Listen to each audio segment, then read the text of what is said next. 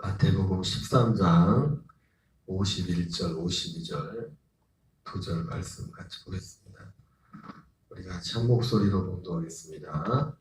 이 모든 것을 깨달았느냐 하시니 대답하되 그러하오이다.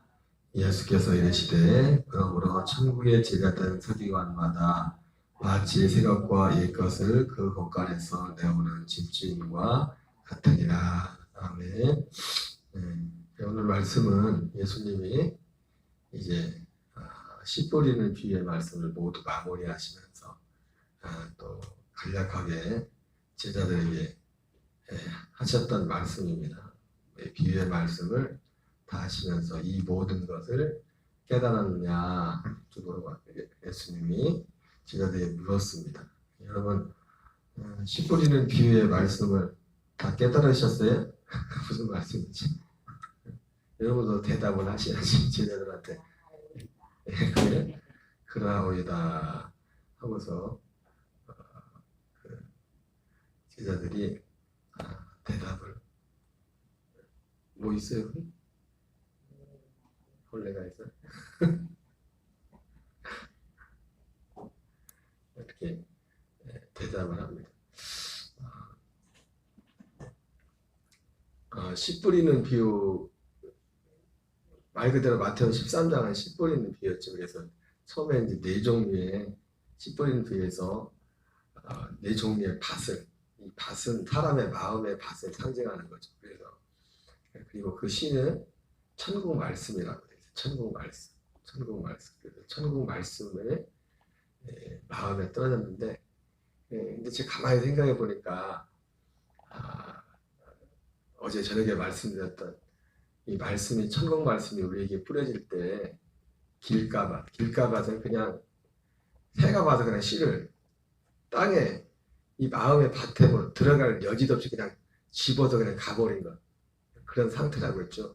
근데 그리고 돌짝밭이나 이제 가지떨기밭 같은 경우는 말씀을 받았는데 그 말씀이 우리가 밭이나 논에다가 씨를 뿌려도 실제로 이런 경우가 있지 않습니까? 똑같은 경우를 예수님이 비유로 말씀한 거잖아요. 그게 모든 게 다 열매를 맺는 게 아니지 않습니까? 그래서 실제로 예수님 비유로 말씀한 것처럼 땅에 말씀이 떨어졌지만은 그냥 그 들어가 땅에 뭐 심기지도 씨가 떨어져서 그것이 싹이 나고 뭐 그걸 겨를도 없이 그냥 새들이 와서 그냥 그게 지들이 그냥 다 갖다 먹을 수도 있고 그러면 뭐 그런 경우가 있고 그러나 또 심겨졌어도 또 기후가 받쳐줘야 되고 또 여러 가지 많은 것들이 맞아서 맞아야 이게 결국은 싹이 나고 잎이 나고 열매를 맺지 않습니까? 그러면서 예수님이 그 과정을 말씀을 하신 겁니다. 그래서 어제도 저녁에 그런 말씀을 드렸지만 이 말씀을 천국 말씀을 전할 때 어떻게 보면은 계속 튕겨져 나간다. 지금 튕겨져 나가는 상태는 뭐예요? 이게 표현이 그 개인적인 경험이지만은 말씀이 튕겨져 나가는 것은 마치 새들이 와서 그냥 씨를 그냥 삼켜버려. 또 여기서 들어왔다 여기로 들어가는 건 마치 뭐 같을까요? 응? 밭이나 돌짝밭이나 가시밭처럼 열매를 못 맺는 거예요. 열매를 결국 맺는 건 뭐냐면 뭐예요? 말씀이 우리 안에 들어오. 물론 그건 개인적인 주관적인 우리 진화의 경험이었지만 저는 그 경험도 사실은 실제로 그런 경험이 진화에게 있었던 그런 경험 같은 경우는 제 개인적으로 생각할 때는 걔가 실제로 말씀이 그 천국 말씀 그 자체가 그렇게 들어왔다 그런 과정을 통해서 그게 경험됐다는 것도 있겠지만은 어떤 상징적인 의미로도 좀 보이는 것 같아요. 왜냐면 걔가 아니 3주 말씀을 했다고 3주 동안에 그런 급격한 변화가 일어날 수는 없거든. 예? 그잖아요. 전사님도 말씀을 들었지만 아니 3번 그것도 3주인데 3주 동안 매일 말씀을 들은 것도 아니고 주일날 한 번씩 해서 3번 딱 들었는데 3번 말씀을 들으면서 3번 동안에 그 짧은 시간에 그 일이 일어납니까? 그렇게? 그건 아니잖아요. 그죠? 우리 경험 볼 때. 그러니까 어떤 면에서 볼 때 제가 생각할 때는 상징적인 그것을 이 전체적인 어떤 우리가 이 하나님의 말씀을 들을 때 천국의 말씀, 이 복음의 말씀을 들을 때 우리에게 나타날 수 어떤 상징적인 세 가지 현상을 3주라는 것 그게 걸쳐서 지나 그것을 경험한 거지. 그것이 3주 동안에 그럼 3주 동안에 그럼 걔는 다 모든 게 다 이루어진 거예요. 그 생명의 역사가 막 온전하게 이루기 시작해 말씀에 막 들어오기 시작했다는 것이 정말 우리가 말씀을 생명처럼 막 먹는다고 그렇게 표현되고 있는데 그렇게 아니 안디옥 교회가 1년이 걸렸는데 그럴 수도 있겠지만은 그것은 어떤 상징적인 것. 이 말씀을 들을 때 예수님이 씨 뿌리는 비로 했던 것처럼 예수님은 4종류의 밭을 말씀을 드렸지만은 이 3종류 그게 거의 비슷한 거죠. 그 경험이란 것이 이 우리 사람을 밭으로 표현했을 때 우리 마음 밭에 하나님의 말씀이 뿌려졌는데 어떤 사람은 그 말씀 자체가 그냥 튕겨져 나가 여기도 근처도 못하고 그냥 튕겨져서 나가는 거예요. 그게 마치 새가 그냥 그 말씀을 그냥 묻어서 그냥 가버렸던 거죠.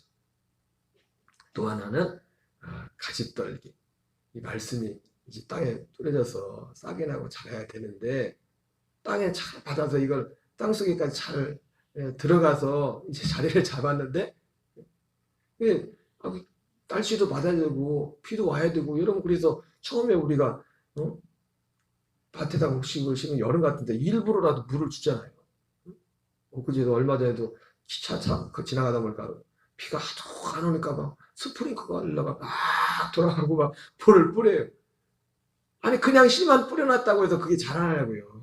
무슨 너무 뜨거워도 타서 없어 그 열매 맺을 수도 없고 또 물이 너무 비가 많이 와버려도 그죠? 이 날씨가 잘 맞아야 되잖아 날씨가. 그래서 제가 엊그제도 말씀드렸지만 이스라엘 절기는 농경 절기로 이렇게 하는데 이스라엘 절기가 예를 들어서 초실절, 맥주절이라고 하는 그 7주 동안 이 7주 동안 이스라엘 백성들은 정말 마치 어떤 심정이냐면은 이 7주 그리고 오순절 때 이제는 오순절이 뭐냐면 농경 이스라엘의 농사가 전환점 오순절 이전까지 뭐가 끝나냐면은 곡식 추수가 곡식 농사가 끝나는 겁니다. 밀이나 보리. 그래 오순절이 딱 기점으로 해서 어떤 농사가 있다면 그 과일들 농사하는 계절이에요. 그래서 과일을 농사할 때는 과일 농사 계절 때는 뭐가 있어야 되냐면은 이 본격적으로 시작되는 게 그래서 바람이 남동풍이 불어요. 남동풍. 곡식을 할 때는 북서풍. 그래서 우리가 만약에 지금 그런 맥주절 그 7주와 이 오순절로 이어지는 이 기간이 어떤 기간이냐면 이 두 가지 농사가 교체되는 그런 시기여 가지고 이 바람도 잘 맞춰서 불어야 돼. 그래가지고 농사가 두 종류니까 마치 여러분 그런 심정입니다. 그 어머님이 어떤 엄마가 두 자녀가 있는데 하나는 집신 장사고 하나는 우산 장사야. 그러면 어떻게 해요? 하루라도 그게 꼭 맞는 비라고는 할 수 없지만은 비가 와도 걱정. 어떤 때는 날씨가 좋아서 걱정. 꼭 그렇게 비할 수 없지만은 그런 상황이 가지고 그 이스라엘 이 7주 동안에 바람이 때에 맞게 잘 불어줘야 돼. 어떤 때는 북서풍이 불어줘야 되고 어떤 때는 남동풍이 불어줘야 돼. 그럼 이 곡식과 이 과일이 막 교체되는 그런 기간이기 때문에 이 기후가 잘 맞아줘야 이 농사를 성공할 수 있다. 그래서 이스라엘 사람들에게 있어서 초막절도 맞아. 초막절도 다 농경 사이클하고 다 맞춰져서 초막절에도 이스라엘 백성들이 이제 한 해 모든 추수를 마치고 이제 그 다음에 새로운 농사를 준비하면서 이른 비를 기대하는 그런 시기예요. 그래가지고 예수님이 그 초막절에는 이스라엘 백성들 유대인들이 그 제단에다가 나무를 하나 꽂아놓고 거기를 매일 돌면서 일종의 기우제 비슷하게 지냈다고요. 우리가 미신적인 기우제 하나님 앞에 기우제 지내는데 비를 구하는.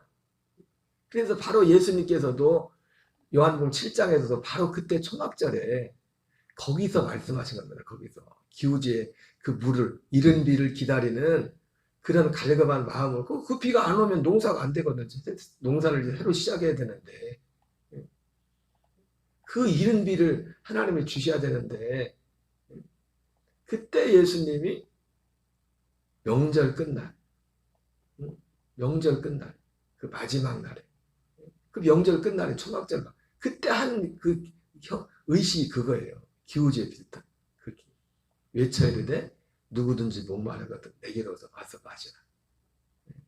이는 나를 믿는 자들이 받을 그를 믿는 자들이 받을 성령을 가리켜 말씀하시며 그 바로 그 현장에서 예수님이 거기서 나는 세상의 빛이다. 그래 버리면 너무 생뚱맞은 거예요. 예수님이 특히 요한복음 같은 경우는 예수님이 하신 모든 말씀들이 그 절기에 맞춰서 말씀하신 거예요. 다 모든 말씀들이. 왜냐하면 예수님은 그 절기를 이루러 오신 분이기 때문에 구약의 절기를 이루러 오신 분이기 때문에 어떻게 보면 오늘 말씀을 드리다 보니까 여기까지 왔는데 오늘 성경에 나오는 그래서 천국의 제자들은 서기관마다 새것과 옛것을 지금 또 새것과 옛것을 제가 말씀드렸는데 그죠? 구약의 절기는 옛것이고 예수님이 그것을 이루러 온 겁니다. 이게 새것이야 새것. 그래서 씨 뿌리는 비유를 말씀을 드렸는데 씨 뿌리는 비유는 그 마음의 그 밭의 상태를 말하는 것이고 그것이 어떻게 보면 그거의 어떤 네 종류의 마음의 밭일 수 있겠지만은 네 종류의 마음의 밭이면서도 어떻게 보면 마지막 땅이 좋은 땅이잖아요. 천국 말씀을 듣고 깨달아 결실하는 이렇게 말씀했는데 그것이 천국 말씀을 듣고 깨달아 결실하는 하나의 어떤 과정으로 또 봐도 될 수 있어요. 왜냐면 우리가 처음에 이 말씀을 천국 복음을 들을 때 제자들도 사실은 오늘 제자들도 이 모든 것을 깨달았느냐 예수님이 물어보니까 네 그렇습니다 이렇게 했지만 근데 이 말도 믿지 못하겠어요. 제자들이 얼마나 깨달았는지. 왜냐하면 나중에 가이사랴 빌립보에서 예수님이 제자들한테 너희는 나를 누구로 하느냐 이렇게 물었을 때 베드로가 신앙 고백하잖아요. 주는 그리스도시요 살아계신 하나님의 아들이십니다. 그래서 예수님께 그렇게 칭찬을 받았는데 그럼에도 불구하고 베드로는 그렇게 칭찬을 받아서 그 뜻이 뭔지 사실 정확히 몰랐어요. 그래서 예수님이 그 뜻을 이루려면 십자가 지시고 부활하셔야 되거든요. 주가 그리스도로서 그분이 오셔서 그 뜻을 이루려면 십자가에 죽으시고 부활하셔서 승천하셔야 되고 또 약속대로 다시 성령 안에서 오셔야 되거든요. 그런데 예수님이 그 말씀하니까 베드로가 뭐라고 합니까? 안 된다고 하는 것도 아니야. 절대로 그럴 수 없다고. 뭔 뜻인지도 몰라 베드로는 그 말 해놓고 제자들도 지금 그러니까 이 말씀이 저는 이 말씀 보면서 여러분 우리가 교수 선생님이 애들 가르쳐 놓고 야 이거 알겠어 그러면 애들이 네 그런다고 다 아는 거예요? 네 해놓고도 한 명씩 물어봐야 돼. 한 명씩 진짜 아는지 모르는지. 그리고 아는 것도 아는 그 차이가 사람들마다 다 다르다고 깨닫는 거지. 내가 가지고 있는 똑같은 말씀을 들어도 내가 지금 가지고 있는 선지식 그래서 이 선지식이 이 전해지는 말씀과 맞으면은 무리가 없이 나한테 들어오지만은 똑같은 말씀을 들어도 내 선지식과 틀리면 그것이 오해가 되고 곡해가 되고 때로는 내게 시험이 되고 왜 저런 말씀을 할까? 내가 가지고 있는 생각은 이런데 이런 생각들을 충분히 할 수가 있다. 그러니까 우리가 좋은 땅이 되기까지는 그래서 아예 그 상태로 이제는 예수님의 비유로 말씀하신 네 종류의 상태로 그대로 머물러 있을 수 있지만 딱딱 또 그러나 꼭 그것만은 아닙니다. 이런 과정이 좋은 땅이 되기까지 내 말씀이 이게 아까 말씀드린 것처럼 말씀이 튕겨져 나갔었는데 한 번은 튕겨져 나가고 한 번은 이쪽으로 들어왔다가 이쪽으로 나가는 근데 한 번 세 번째에서는 말씀이 막 안으로 막 들어오더라. 이것이 전혀 다른 상태이기도 하지만 그러나 이러한 과정을 겪어서 말씀이 들어오는 그 자리까지 나올 수 있다는 거예요. 그래서 제가 이 복음을 전하면서 제일 먼저 했던 말 있잖아요. 다른 건 모르겠지만 자리는 지키고 있어라. 떠나지 마라. 끝까지 자리를 지키고 있어라. 근데 벌써 그 회의 끝나자마자 그 회의 떠난 사람도 있죠. 그죠? 내가 그 사람 보고 안 되겠대. 난 몰랐어. 그 사람이 교회 옮길 줄. 근데 그 말씀을 전하면서 그날 그 얘기 했잖아요. 제가. 넌 절대로 자리를 떠나면 안 된다고. 자리를 지키고 있어야 된다. 나는 몰랐어요. 그 사람이 속으로 그 마음에 그 생각으로 교회를 옮길 생각을 하고 있는지. 그리고 그 말하고 나서 그리고 나서 얼마 있다가 몇 달 있다가 이제는 그 다음에 이제 제가 이런 말씀을 전한 지 그해 이제 그해 그 말을 한 여름쯤에부터 말씀을 전했는데 그 다음에 1월인가 2월에 갔잖아요. 근데 제가 그 얘기를 하고 나서 얼마 있다 가서 얘기하다 보니까 그런 생각이 있더라고요. 간다고는 안 했는데 제가 아무래도 가야 될 것 같기도 하다고 이래저래 해가지고 제가 알았나요? 그 사람이 그런 마음을 갖고 있는지. 지금도 마찬가지. 지금도. 그래서 제가 주일 예배 때도 말씀을 드렸던 게 뭐예요? 다른 건 몰라도 주일날 예배 한 번이라도 빠지지 말고 들어라. 사실 이 말씀은, 이 복음은 매일 들어야 되거든. 매일 우리가 예배를 드려야 되는데. 그런데 주일날 하루라도 일주일 365일 중에 52주라도 계속 지속으로 이 말씀을 듣다 보면 처음에는 튕겨난 것처럼 가시밭과 같은 길가 같은데 그 말씀에 대해 반응할지라도 어느 순간에 그것이 들려질 수가 있어요. 들려지고 그러면 들려지면 어떻게 됩니까? 내가 말씀을 듣는 예배를 드리는 자세가 또 달라져요. 그러면서 또 내 마음에 들었다고 해서 그러면 내가 좋은 맛이 돼도 결실이 내가 계속 이 하나님의 말씀의 열매가 계속되어 사느냐? 그렇진 않아요. 이건 마치 뭐가 같냐면 그렇지 못할 수 있어요. 왜? 아니 씨를 뿌렸다고 금방 그게 열매 맺냐고요. 땅에 씨가 떨어지려면 시간이 필요하잖아요. 아기를 잉태했다고 뱃속에 잉태했다고 금방 아기가 되냐고요. 10달이라는 시간이 필요하잖아요. 시간이 필요하다는 시간이. 하지만 시간이 필요하지만 내가 어제의 시간하고 오늘의 시간은 다르다고. 내가 튕겨 나갈 때 그 시간하고 이제 어쨌든 이쪽으로 가더라도 말씀을 기쁨으로 받되 근데 사실 말씀이 열매를 못 맺는 거예요. 길가나 가시적으로 환난이나 어려움이나 또는 세상의 염려나 재물의 유혹 이런 것들 위해서 이런 것들을 막는다 했죠. 그죠? 밭에도 우리가 그것은 마치 뭐가 같습니까? 밭에 씨를 뿌려서 싹이 나지만 다른 풀들이 많아. 그 풀의 기운이 막혀가지고 다른 내가 뿌려놓은 씨 말고 다른 것의 기운이 막혀가지고 얼마든지 그런 것들을 제거해야 되잖아요. 그렇죠?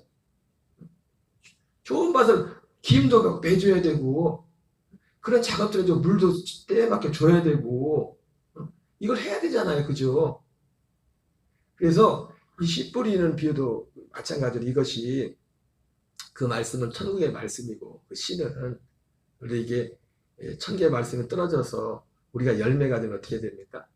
우리가 열매가 뭐예요? 갈라디아 2장 10절이 되는 거예요. 내가 그리스도와 함께 십자가에 못 박혀 죽었나. 그런즉 이제는 내가 사는 것이 아니요 오직 내 안에 그리스도께서 사는 것이다. 근데 이러한 어떤 열매가 처음에 말씀을 딱 봤다고 이게 바로 열매 되는 게 내가 들어와도 바로 열매가 안 될 수 있어요. 이거를 기다리고 하는 과정 가운데 우리를 열매 맺는 과정을 본다면 나무로 치면은 씨를 뿌리면 씨가 싹이 나고 잎이 나고 줄기가 되고 그래서 꽃이 피는 식물은 꽃이 피고 이런 과정이 있듯이 우리에게 열매가 될 때도 이 말씀을 듣고 깨닫고 깨달으면서 우리 마음속에 여기에 대한 갈망이 일어나고 이 말씀대로 이 약속대로 내게 이루어지기를 원한다. 갈망이 일어나고 갈망이 일어나는 과정 가운데서도 또 그러면서도 내 속에 또 갈등이 있을 수도 있어요.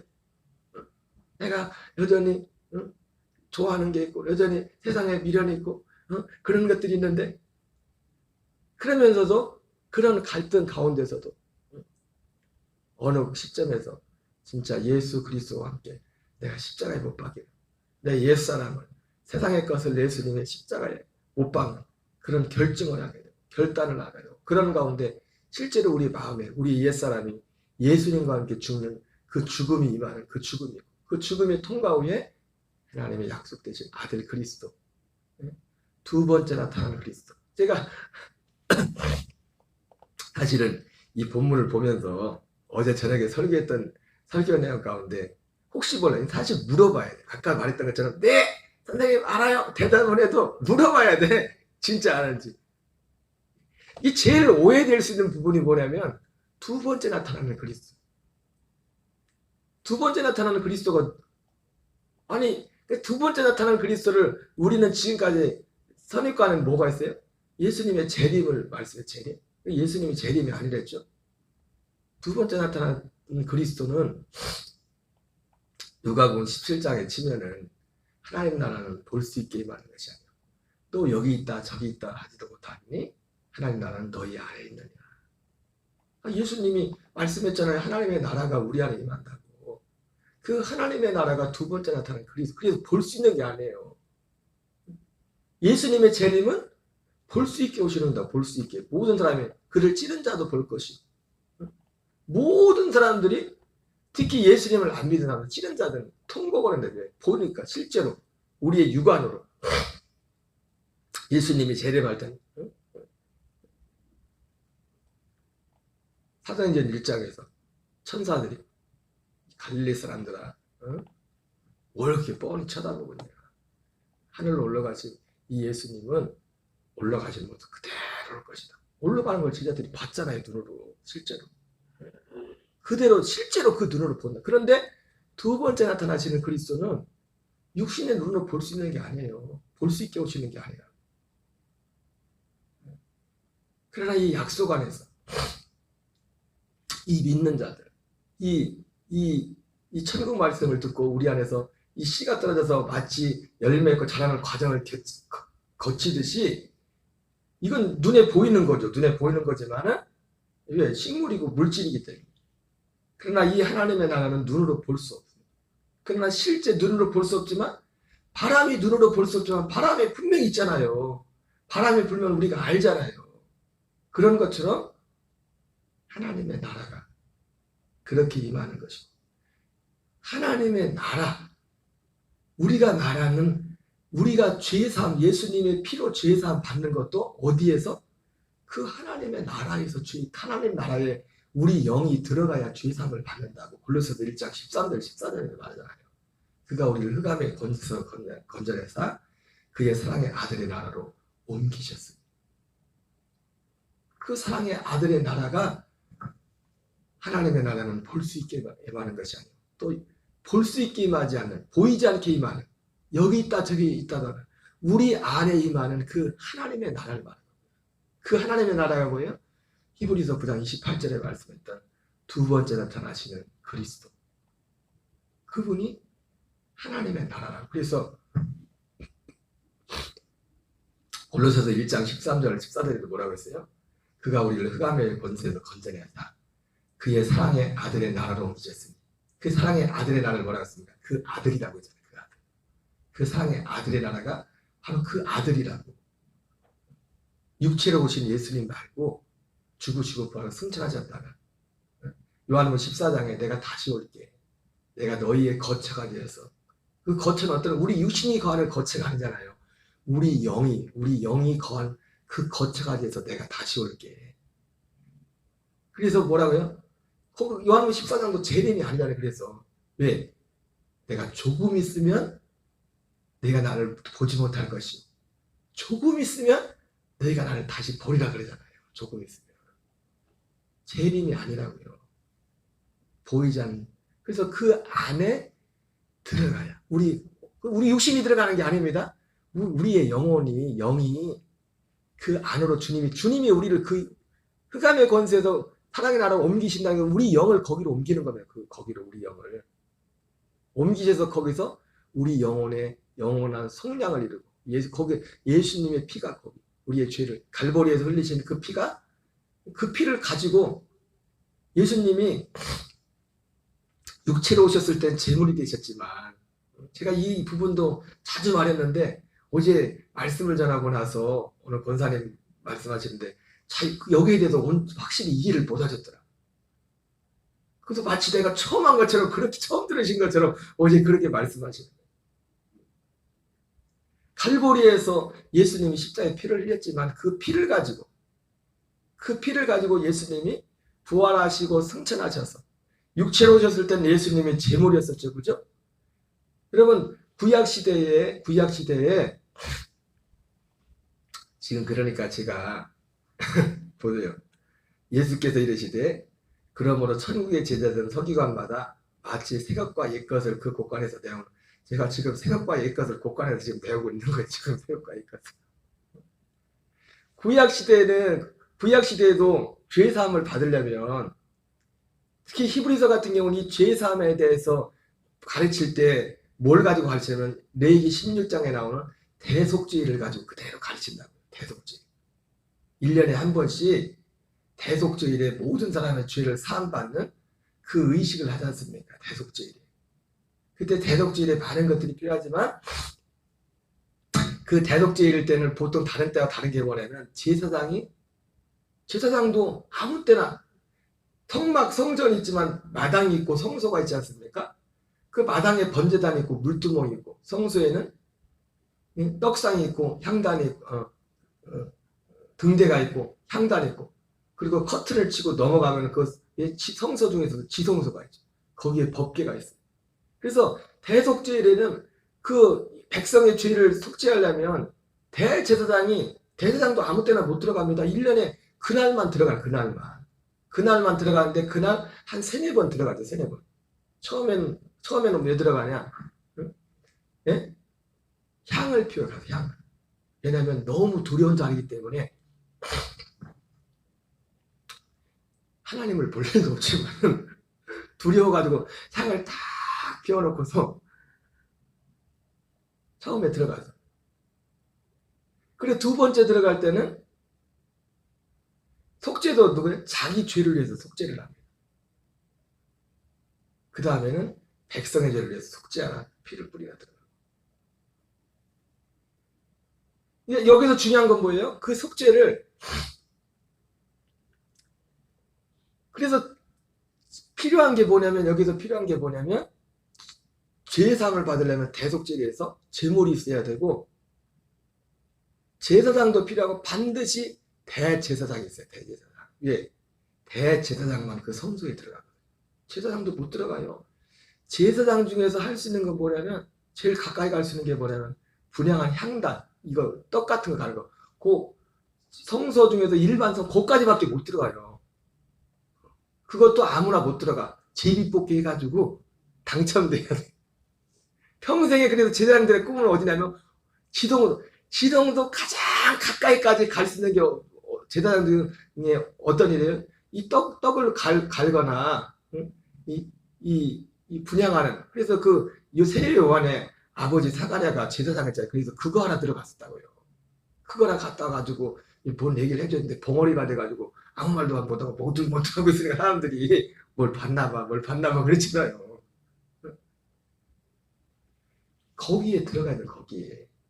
그래서 이 제사장으로 치면 대제사장이 1년에 한 번 거기 들어가서 한 번은 향을 피우고, 그날 하루 들어가는데 2번째 들어갈 때는 자기 죄를 위해서 속죄하고, 자기 죄와 자기 가족의 죄를 속죄하고, 그 다음엔 모든 백성들의 죄를 속죄하게 3번째 들어가고, 4번째는 청소 하나 들어가나 봐요. 다 하고 나서 정리하라. 핵심은 뭐예요? 거기 들어가야 피는 어디 번제단에서 흘린 피예요. 그러나 그 피를 가지고, 그래서 히브리서 9장 12절에 그래서 히브리서에서 예수님을 뭐라고 합니까? 부활하시고 승천하신 대제사장이 되셨다고 했어요. 그래서 죄사함 받기 위해서도 대제사장이 필요한 겁니다. 제물만 필요한 게 아니에요. 예수님이 부활하셔서 승천하셔서 육체로 있을 때는 어떻게 했어요? 제물로서 죽었어요. 죽고 피를 흘렸다고. 근데 예수님이 이제는 히브리서 9장 12절에 염소와 송아지 피를 가지지 아니하고, 제사장이 예수님 오시기 전에는 대제사장들이 누구 피를 갖고 왔어요? 짐승이 염소와 송아지 피를 가지고 와서, 아까 말한 것처럼 첫 번째는 자기와 자기 가족의 죄를 속죄하고. 근데 예수님은 자기 죄를 속죄할 필요도 없어요. 그래서 예수님이 단번에 들어가요. 단번에. 한 번. 제사장은 몇 번 들어갔어요? 하루에 들어갔는데도? 3번, 4번 들어갔다고요. 그것도 해마다 해 한 번씩 해야 되는데 한 번 들어갈 때도 한 번을 안 되고 한 번, 2번, 3번을 4번을 들어갔다. 근데 예수님은 단번에 왜? 예수님이 뭐 하나님 앞에 연기를 피울 필요가 있습니까? 자기 죄를 위해서 피를 흘릴 필요가 있습니까? 단번에 우리 죄를 가지고. 근데 구약의 제사장은 무슨 피를 가지고? 짐승의 피를 가지고 들어갔지만 예수님은 자기의 피를 가지고. 어디에서? 갈보리에서 흘리신 피. 짐승의 피는 어디서 흘려졌어요? 번제단에서 흘린 그 피를 가지고 제사장이 거기에 대제사장이 들어갔던 거예요. 가서 속죄했던 것처럼 예수님은 부활하고 승천한 대제사장에서 자기의 피를 가지고 성소에 들어가셔서 단번에 우리의 죄를 선명한 영원한 속죄를 이루었다고 했지 않습니까? 그러니까 바로 그 성소가 뭐예요?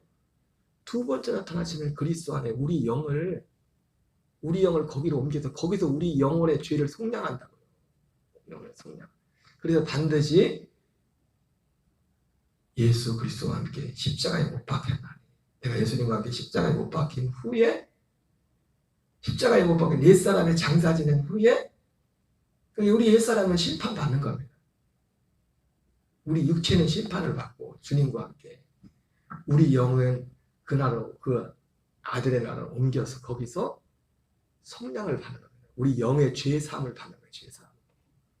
영혼은 심판을 받아버리면 안 되지. 심판받으면 지옥인데 그러잖아요. 영혼 죄사함을 받아야 돼요. 죄사함 받지 못하면 그 영이 심판받는 것이 지옥이라고. 육체는 십자가에서 그냥 심판받아버리고 심판이 끝나버리고 예수님과 함께 십자가에 죽은 거예요. 어쨌든 여기까지 왔는데 어쨌든 오늘 예수님이 오늘 저도 물어볼게요. 이 모든 것을 깨달았느냐? 제자들한테 예수님이 물어봤어요. 일일이 개인적으로 물어봐야 되겠죠. 그러면 예수님이 천국의 제자들은 서기관마다 새 것과 옛 것을 곳간에서 다 내오는 집주인과 같으니라. 새 것은 옛 것은 율법이고 새 것은 복음이다. 이렇게 말할 수도 있고 흔히들 그렇게도 말할 수 있죠. 그러나 또 새 것과 옛 것을 말할 때 지금 제가 그러나 복음도 여러분 묵은 쌀하고 햅쌀이 있죠. 그죠? 쌀은 똑같은 쌀입니다. 이거 먹어도 상관없고 저거 먹어도 상관없어요. 쌀은. 예? 햅쌀만 먹어야 돼요?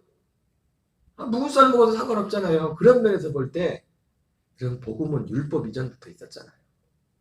어떻게 보면 그런 면에서 그 예수님이 이루어지기 전에 복음 안에서도 쌀이 묵은 쌀, 햅쌀이 있듯이 제가 지금 이 복음을 설명할 때 지금 신약만 가지고 얘기하는 게 아니잖아요. 구약을 가지고 말씀하잖아요. 구약에 복음이 있었다고.